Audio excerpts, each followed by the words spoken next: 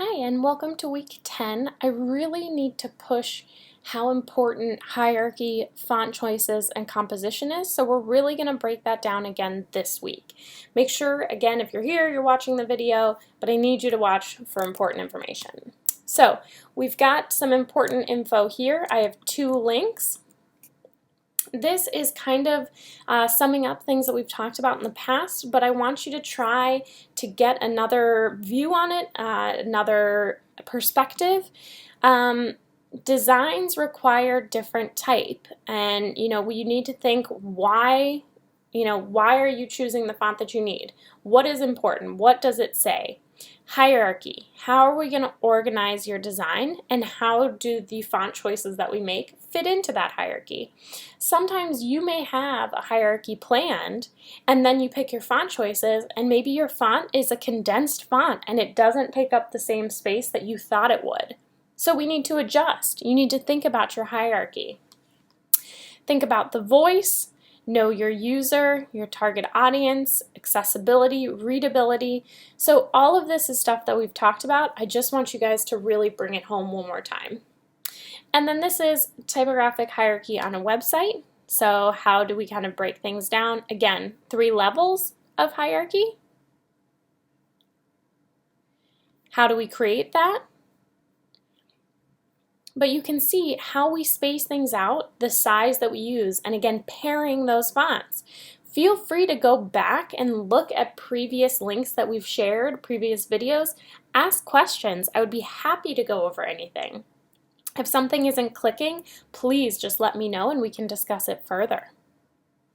So here are some reminders on hierarchy. Some of these are repeats and some of these are new.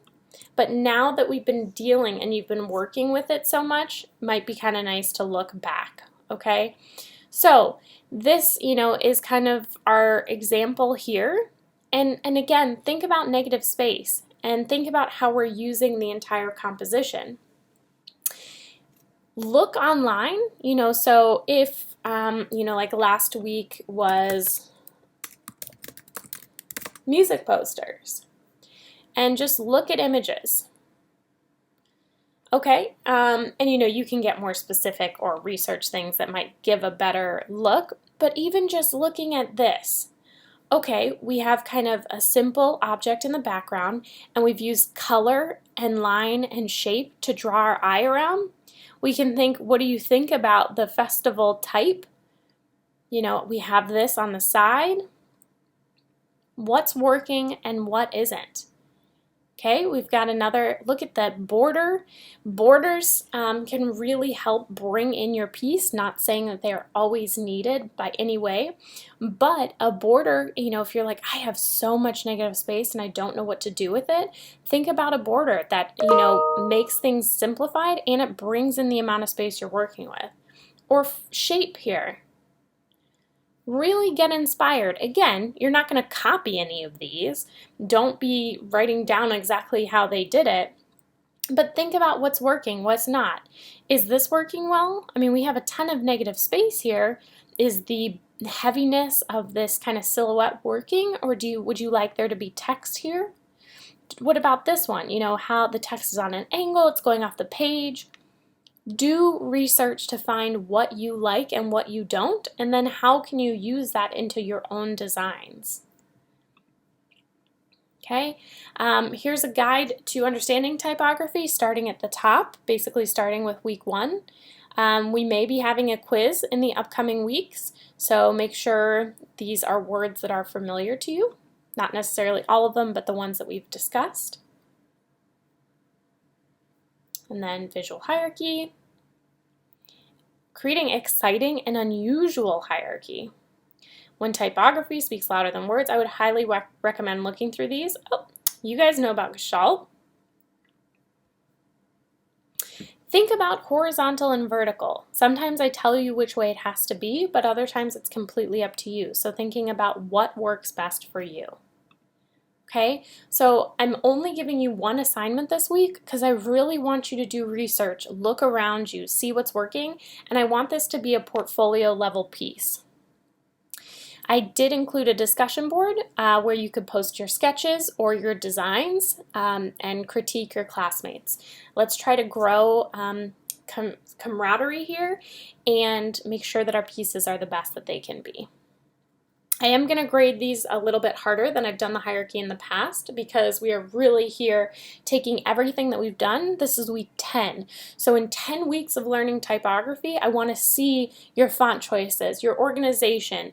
Why did you pick what you did? How is it laid out? What are you pairing together? Everything. Sketch 3 layouts for the same event that show different hierarchy. Make sure to note in the comments of your assignment when you submit which of the 3 is most successful and why.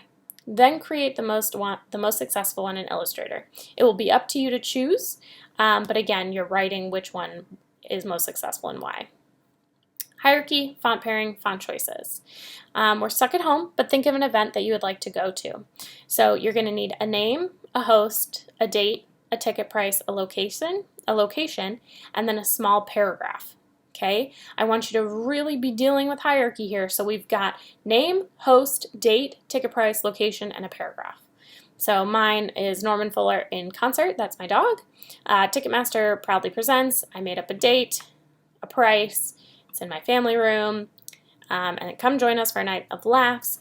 Now, what I'm doing here is this is very similar to the music concert assignment, but this is for your own event, so get excited. You could make up something that you wish you could do.